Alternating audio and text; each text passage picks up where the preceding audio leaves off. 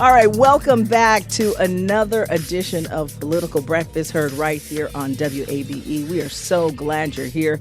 This week, we're going to talk about Fulton County's challenge to that FBI raid last week, and we're going to talk about legislation to ban cell phones and other electronic devices in Georgia public high schools. So a lot to talk about this week. But before we get to that, I want to welcome our strategists, Brian Robinson and Tharon Johnson, and our producer, Lily Oppenheimer, to the show today. Hello, hello, hello. Did you guys stay in this weekend and stay warm? Well, we were both in Sea Island over the weekend for the state's Weekend for Wildlife. Woe It was a is big me. fundraiser Woe Yeah, is me. yeah, I hear you. It is Sea Island. I'm not complaining. It's lovely. But it was in the 20s there, too. And in Yeah. fact, as we were going to the gala dinner Saturday night, there were snow flurries in Sea Island, Oh, which you don't get wow. too often. So we saw Wow. a Yeah. rarity down there. Yeah, it was chilly, but just a lovely place. And if anybody who hears me has never been to Weekend for Wildlife, look, it's not cheap, but it's for a good cause, and it is a heck of a good time. Yeah. The state's Department of Natural Resources does excursions out Nice. into the wildlife and Nice. preservation and all that stuff on Saturdays, and it's a fantastic event. And the governor's there, the speaker's there, the lieutenant governor's there, so you really get to see everybody. In addition to serving what is a great cause. All right, and y'all made it back in one piece. Yeah, we did, Lisa. And listen, shout out to the DNR commissioner and Lindy Rogers, who Yeah. runs the foundation, someone that Brian and I know. And she had been telling me about this event for years, and I decided to go, Lisa. And it definitely was worth the trip. But I also want to give a huge shout out to a loyal listener. I told her I was going to do this.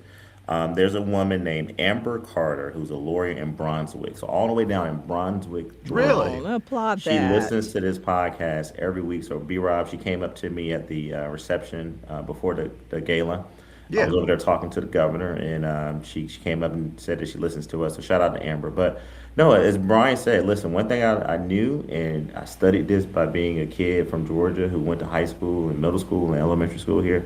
But boy, we in Georgia, we love our damn sea turtles. Let me tell you something. These sea turtles and the habitation. And shout out to First Lady Marty Kemp, who made a very good plea for us to dig deep. And the governor, of course, as Brian mentioned, the speaker. And then you had all the candidates there running for governor on the Republican side. You had Brad Raffensperger, Chris Carr. And I want to say this about Chris Carr. I flew in with him, Brian. He was in the back of the plane. He was not Yeah. up there with me and your good Was friend. it Keith first Garrett. class, right? No, me and Yeah. Heath Garrett, we got upgraded. When I was waiting on my Wow. luggage, the Attorney General comes out. He was in the back of the plane for our Yep. listeners. But no, it was a really, really good event. I have nothing but great things to say about it. I was just so Yeah. honored to be at Sea Island, and it was good. But the highlight of my trip, really quick, was waking up Saturday morning and going downstairs to get some coffee, and there's Quinn walking around with her master's sweater on, Lisa, and Lily, just scanning out the lobby and just walking around, Checking it like, out for dad, huh? oh man, she's good. She was trying to get some coffee. I don't know what she was doing. Yeah. Maybe she was signed up for an excursion. But I asked her. I said, is your mom up? She said yes. I said, is your dad up? She said no. Heck. Yeah. Yeah. Yeah, well, I'm glad you guys had a wonderful time there. I got a question, though. What was the talk of the town there in Sea Island? Was there any mention of this FBI raid here in Georgia and Fulton County, challenging it? It still has a lot of people talking here at home, and just wondering what the climate was there and what you might have heard. Tharon, you first. Well, I had a chance to sit next to former state senator and former president pro tem John F. Kennedy, who's running for lieutenant governor. And we were seated at the table next to each other. And B-Rob was to my left, and the Secretary of State was to my left, and there was the AG. What was interesting, Lisa, up until this morning, as we're taping on Monday morning, the governor, nor the Secretary of State, nor the Attorney General had said a word about the raid. So that was the first thing. I was asking questions. I'm like, hey guys, is it just me, or do y'all think this is a little bizarre, or a little weird? But what I'll tell you about these Republicans down there, they were tight-lipped. Nobody was saying anything bad about the governor, the Attorney General, or the Secretary of State. The second thing that we talked about was they really wanted me to explain to them what they had a lot of questions what Democrats were thinking. And I told him, I said, well, listen to the Political Breakfast podcast, and you can learn what we're thinking. And then the only other thing that we were hearing about was, what's going to get through. Would it be property taxes on the House side? It came right the week where Brian did his best job of spinning and redirecting Lisa Live last week to get that out there. And then, of course, people was asking me, do folks really understand what's going on with the sales tax proposal from the lieutenant governor? So a lot about property taxes, sales taxes, very tight-lipped about the raise. Income taxes. And income taxes, sorry. Income taxes. And then them just also, they want to know, who I think is going to emerge from the Democratic side in the governor's and lieutenant governor's race and AG's race. Yeah, totally. It is a Republican-heavy event, right? So that was much more of the feedback that we were getting. Senator Halpern from Atlanta was there, and I did get a chance to talk to her and her husband, who's a former member of the Democratic National Committee, about the Democratic primary and how they were seeing that play out. And that was really interesting, very insightful for me, repeated a lot of the things that I've been hearing from Tharon about what they're expecting. Certainly, I think that everybody agrees that Keisha Lance Bottoms will be in the runoff for the Democrats. And then the question becomes who's in the runoff with her. So on the Republican side, I'll say when it comes to the FBI raid, everyone pretty much is on the same message. Tharon's right. The big three there, Raffensperger, Carr, Kemp, haven't spoken to it. And look, they're in a different spot than everybody else because they were the principals as all of this played out in 2020 and then into 2021. So they have a very different perspective. And those who weren't in those jobs in 2020, they have a lot more free rein to sort of look at the politics of the moment and seize on it. And so for those who are running statewide, you're seeing very consistently throughout the Republican support for the investigation. The thematic that you're hearing is Fulton County can't be trusted. The Fulton County's never been able to be trusted. Many of them have done videos on social media supporting the investigation.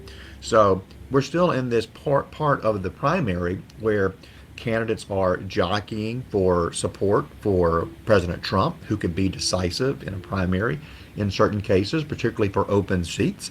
So everyone's going to want to make sure that they're not saying something, if they are running for an open seat, that is going to get them crossed off the list for a potential Trump endorsement. That's an incredible amount of leverage that the president has. And so you're going to see a lot of support, and it's going to be consistent. And I think one thing Republicans need to be careful of is, one, being supportive of the president without trying to outdo the others to such a degree that they say things that make it impossible to win in a general election. Well, Raffensperger did talk to the AJC, and he says the path forward is through national reform, not repetition of old arguments that don't add up. I urge lawmakers to focus on strengthening state administration of elections rather than rehashing the same outdated claims there were. So he's not waiting for a Trump endorsement. So he has finally said something. There was so much pressure on him to say something. Are you satisfied with that, Tharon? No, I'm not. And let me say this. It confirmed what I thought, Lisa. There's a fraction of Republicans out there who believe this is wrong. And particularly what I heard is the abuse of the DOJ. Not just, going after ballots, but locking up journalists, which I know is not on top of the list today, but I have to say this, we only hear about Don Lemon, which is the news of the weekend, right? And a lot of them were, worried about that, but there were 3 other black journalists before Don Lemon who were arrested. So what they don't like is the abusive behavior of this president of using the DOJ to, weaponizing the DOJ to go after Democrats and Republicans, right, and enemies. Because that was the one thing that President Trump, while he was running against President Joe Biden, he criticized him about. Brian told us week and week that the Democrats are going too far. This is igniting the party. Well, guess what? That those same people don't like the fact that the president is doing exactly the same thing that he criticized Biden for. So when you come to the Secretary of State, if you wait this long to say something, I mean, literally, the raids happened. You took over 72 hours to say something. I actually think he could have went further. What he needs to understand is that I believe that these boxes that they confiscated, these boxes they took out of Fulton County, and I'm going to say this on this podcast, Lisa, it ain't all Democrats who I think are sweating. It's some Republicans out there, too, that are a little worried about what's in those boxes, right? There's some Republicans out there that are like, okay, let's kind of see what's in there. And I'm not saying that Brad Raffensperger's done anything wrong, but if you wait this long to say something, I think that if you're in a primary for governor and you're running against two people right now who are a little bit kind of, you can say well known in some categories, but he's definitely known in a lot of categories. I mean, he's a statewide elected constitutional officer. But if you're trying to beat Burt Jones, let's take it there, right? You gotta go and find your lane. Your lane are people who believe that Trump was wrong then in 2020, and Trump is wrong now. If you're trying to cozy up to the president, all those folks are with Burt Jones. And so I just think that he has an opportunity here to really go a little harder, to call it a raid, to say that we don't need to go back. No, he needs to call it for what it is, because he is the person that is legally binding, elected by the people of Georgia. It is in his jurisdiction and his responsibilities as a constitutional officer to administer and oversee elections. I think there's a lane here for Brad Raffensperger to be courageous, and I commend him what he said, but I definitely think that he can go a little further. Well, he has said what he has always said. I mean, he is going back to 2019, before any of this controversy erupted. He was going to the Hill in Washington trying to get them to do a national political voting reform, rather. And, one of the stories that they say is that when they were talking to Republicans in Congress back in 2019, people said, well, nobody cares about elections. This is not a front burner issue. And boy, how times have changed since 2019. One thing that has freed up Raffensperger to some degree is that he doesn't have the same calculations as everybody else. He wasn't ever in the running for a Trump endorsement. The question with Raff being in it is, how vocal, how vociferous will Trump be against Raffensperger, if at all? He's obviously got his eye on elections around the country. I do think, and I've heard this from people who were close to Trump, that he feels a little snake bit by Georgia because 2022 was such a rebuke in a way that never happened in any other state. I don't know that will keep him out. Certainly he doubled down on his endorsement of Burt Jones last week. They did a video together in Washington when Lieutenant Governor Jones was up there. So we don't know yet how much more Trump is going to do. Is he going to go on the attack against Raffensperger? But the truth is, a lot of that's already baked into Raff's chances. He's not someone who is an unknown. You can't go on TV and radio and mail and tell Georgia Republicans Brad Raffensperger's record and try to frame it. They already have an opinion on Brad Raffensperger. He is a known brand. So attacks on Raffensperger at this juncture that are paid for by a campaign aren't necessarily all that effective because people are making their own choice. It's just like Trump couldn't attack Kemp because he couldn't tell Georgians what to think about Kemp in 2022. They already had their own view. They weren't going to be led. They weren't going to believe a storyline that wasn't true to their lived experience in Georgia and what they knew about Brian Kemp. It's not exactly the same with Brad, but it's a little of the same with Brad because he's a known brand. And frankly, he's a known brand in a way that Burt Jones and Chris Carr, to this day, are not, even though they're both statewide elected officials. None of them have the name ID that Brad Raffensperger does. Not that all the name ID is positive, some of it is negative. Certainly, I think they bake that in as well. So what Brad wants is a national standard that requires voter ID, that requires citizenship proof for voting in federal elections. These are things he's been pushing for, like I said, almost 8 years now, and it's just now, coming back out again. So this isn't news, this isn't a deflection, this is a doubling down on what he's been saying all this time. And my quick response to that, Lisa, is that it comes back to the effectiveness of him in this position, right? Let's not forget, this is a Secretary of State who was removed from his ability and authority and presence at the State Board of Elections, right? He don't even go to the meetings anymore, right? And correct me if I'm wrong, B-Rob. I mean, it was taught that he may not even send a representative anymore because it was so hostile. So yes. I don't know if that representative is there. But the one thing that the Secretary of State did say, and I think Democrats and Republicans can agree with this, is that he said every election brings the same questions, right? And he said our answers shouldn't change. Follow the law, verify the voters, audit the results, and improve the system where we can. Now, that statement there that's kind of buried at the end of this AJC article that we were all reading this morning is strong. But how effective can he really be when he doesn't have the respect and nor some of the support with the Republican electorate? And as B-Rob just reminded our listeners, Lisa, this is stuff that Brad Raffensperger has been saying now for at least 4 years. So nothing is new here. And some of these things Democrats will agree with, but some of them will have some concerns about it. Let's not forget, we've had a tremendous amount of voters that have been purged off the list. We have people who raise these questions about these illegal immigrants who are going around and voting. There are some people running for statewide office right now, Lisa, and I'm not making this up. Again, at the weekend wildlife, boy, you hear a lot of good stuff that's going on. But you have a candidate running for lieutenant governor right now who's going around to different addresses in Fulton County, ended up at a UPS store, and is trying to say that this is not right. And so I think Brad Raffensperger was again to be commended for saying something on Monday. But how effective can he be in a Republican-controlled legislature and amongst his colleagues to do some of these things that he wants to do? I think that begs the question. And then if he can't prove that he's been able to do those things, when he gets in this debate and he starts speaking this language that I just read, where I believe that Burt is on the other side, I don't know where Carr is right now. B-Rob can speak to that.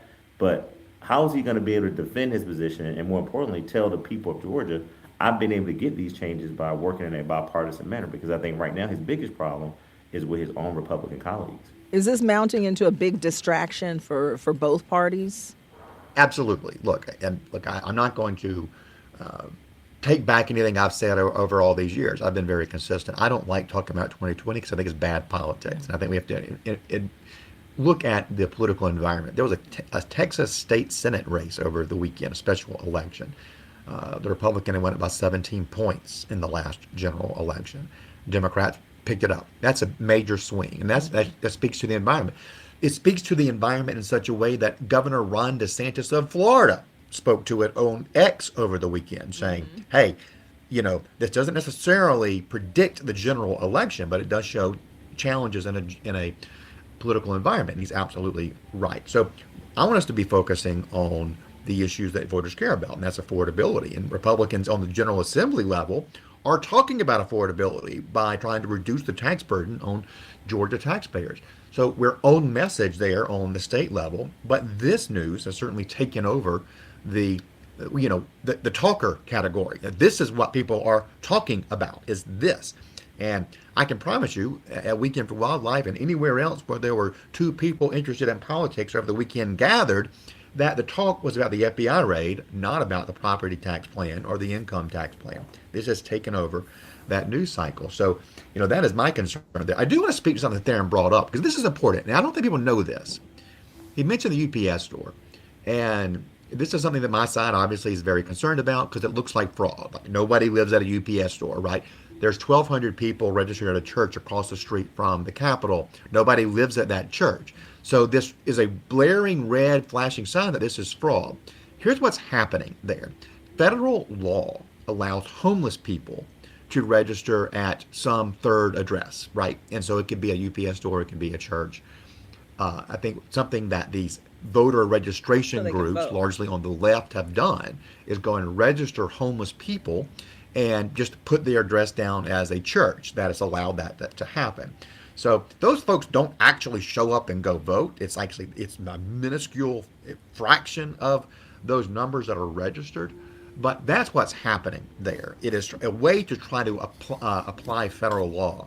And I just say that as a point of education, because if you just hear that there are 1,200 people registered at a church across from the Capitol, you think, oh my God, they're still in the election. Right. But that's what it is.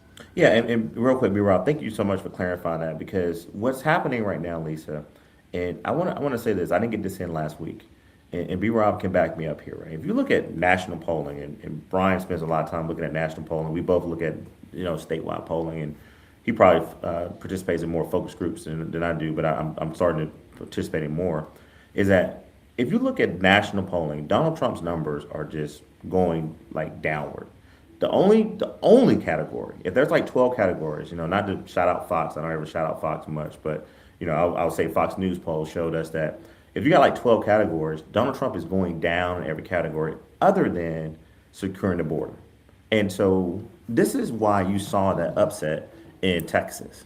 This is why you saw a new brother just got elected in Houston, Texas. A very competitive runoff there to replace Sheila Jackson Lee, who unfortunately passed away, an outstanding member of the Congressional Black Caucus. And so we are winning these seats across the country. But I want to amplify that. We are winning seats in Texas. This seat in Texas, Donald Trump got almost what 20%, a gap there, maybe 17, I think 18%, and we now win it by over a dozen. So what we got to do, Lisa, is do what I'm trying to do. Is I believe that Republicans right now are knowing that the Donald Trump era is ending. It's not over because clearly he's still the president and he's still got a lot of power, but it is slowly deteriorating. I think that's a better term, right? So how do you stay close to him, but also do what B. Rob is trying to do? Talk about affordability. Talk about all these things you want to do. I mean, when Blake Tillery stops me in the hallway, B. Rob, and I told him I was going to say this on the show, and wants to go over his $100,000 less plan with the with the income tax. I mean, the Republicans are trying. Like, I'm not saying I agree with everything they're trying to do, but they're trying. But what is being overshadowed with all of these local efforts is that you have a president that is just seeking retribution and revenge on enemies. And what happened in Georgia with this raid is scary. I said this on TV, and I'll say it here. And I think I maybe said this last week, but you never thought that you would see what happened in third world countries happen in the U.S., right? Where people weaponize their governments to go and intimidate people from voting, to go and get a warrant to obtain and take away ballots that from a previous election that is beyond the statute of limitation. That scene in Union City and Tulsi Gabbard being out here and how the Republicans are speaking up about it and trying to support it, it's very, very scary. And it's a precursor to what the State Board of Elections is trying to do, which is to try to take over the elections. I believe that Fulton County does a good job. Had they had some challenges in the past? Yes, absolutely. But they're doing a good job. We've had fair, secure elections in this state. And Fulton County is a democratic sort of source to our ability to win in this state. We got to have Fulton County, DeKalb, Gwinnett, Cobb, Clayton, all these people in there. But Fulton, Lisa, not only is the largest county, but it's where we drive up our margin. It's where our voters live. And so if they're intimidated and they see this stuff on TV and these leaders are having to come out, that is very nuts. That's not just scary for politics in general, but it's very scary for protecting our democracy. One area I disagree with Tharon on that is I don't think it suppresses the vote. My warning to Republicans is that it energizes the Democratic vote. That's what I think it does. That's my concern, right, buddy? That's what I think is happening. And look, one thing I want to warn is for years now, I have filibustered on this show about how Fani Willis and Alvin Bragg made a martyr of Donald Trump because they went too far. They got beyond they got too far out on their skis from where the public was on these issues. And it seemed unfair. The Alvin Bragg prosecution particularly seemed overtly political after he campaigned on prosecuting Donald Trump without really even having any facts. That case was the first, and it really blew up the prosecution efforts against Trump in many different jurisdictions. I don't want to create new martyrs in this race or in this atmosphere, rather.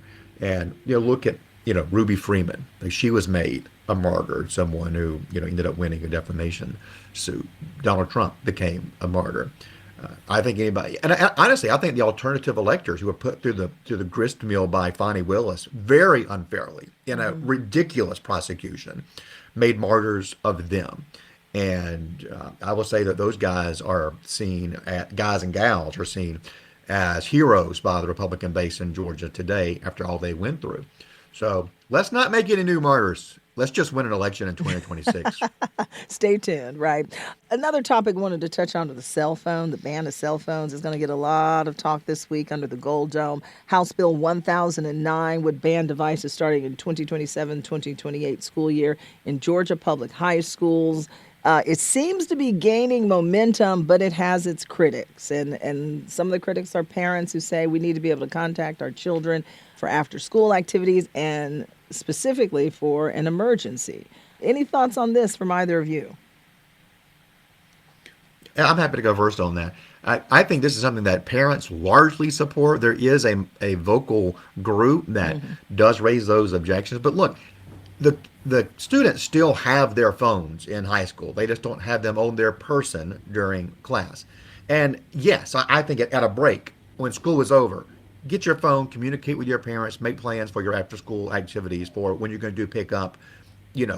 Tracy's mom's picking me up, whatever it is. I think that's perfectly fine. We all know, because all of us are parents here, and many people listening are parents. We know that when your kid has a phone or a tablet in their hand, they Scrolling. become a different person, right? Scrolling all day long. That sweet little girl that Tharon saw getting croissants in the lobby of Sea Island last week becomes a monster when you try to interrupt her. Lose it when With- you take that phone from her. I Yeah. wasn't going to even mention. I wasn't going to even mention the amazing fur she had on the night before. Wait a minute. she did. She did. Yeah. Oh, Lisa, you Starts should have saw her. young, right? Oh man, she was definitely a first lady. She did. I love it. That's her I mom. love it. I So love Her it. mom I keeps love her it. looking fancy. Yeah, I love The- it. We know the impact that this has on attention spans. We know what a major distraction is. And we know it not because we watch our kids, but because we know what a distraction it is for us, right?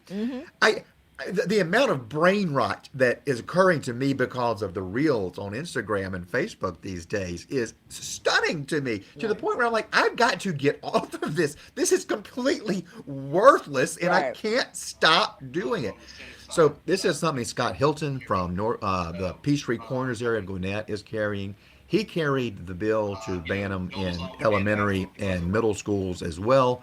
So he is expert on getting this through and what the messaging is.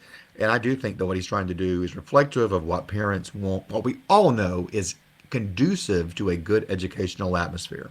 So is the question, why did this take so long? Why did this legislation take so long to make it to the Capitol?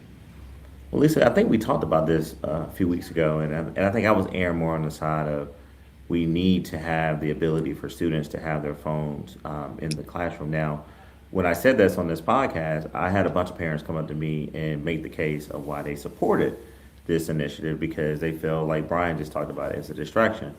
But I also, most recently, and Brian touched on this, the amount of coordination that goes on between the parents to do that carpool and making sure that the kid is Yeah. actually there and then coming. I mean, that is coordinated. technical. To be a test.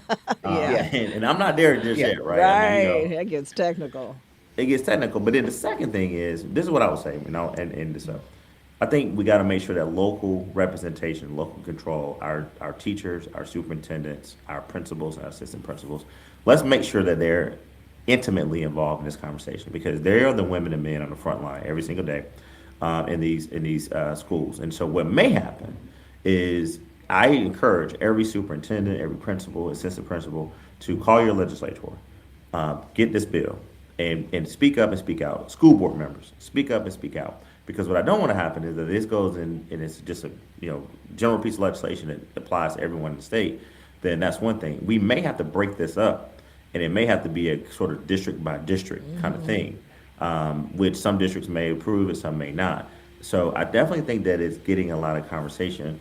I'm 50-50 on it. I don't want kids to be distracted. I do think they should have it locked up. Just in case. But just in case something happens, right?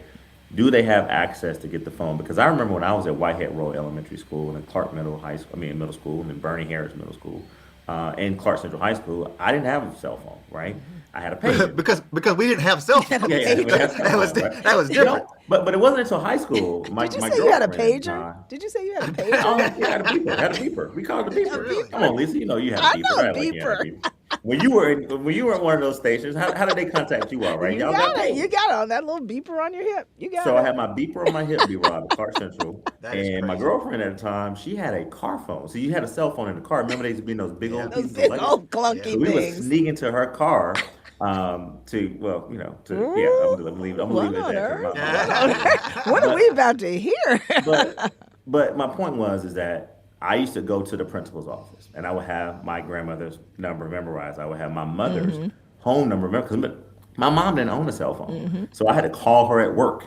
So now many children depend on their parents' cell phone in order to get in contact with them. So I can make a case where you just need to have the availability and maybe some strict rules around when you can use it. But in cases of emergency, how many times have we heard where shootings happen where the kids were texting their parents?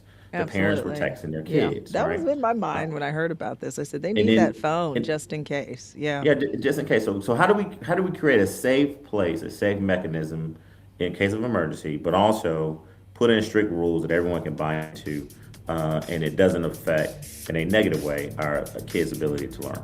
Well, we'll leave that up to the legislators to decide this week. I'm sure we'll talk about this some more. We leave you here with our Republican strategist, Brian Robinson, our Democratic strategist, Tharon Johnson. Thank you so much for listening to Political Breakfast. We'll talk to you soon. Thank you. Stay warm.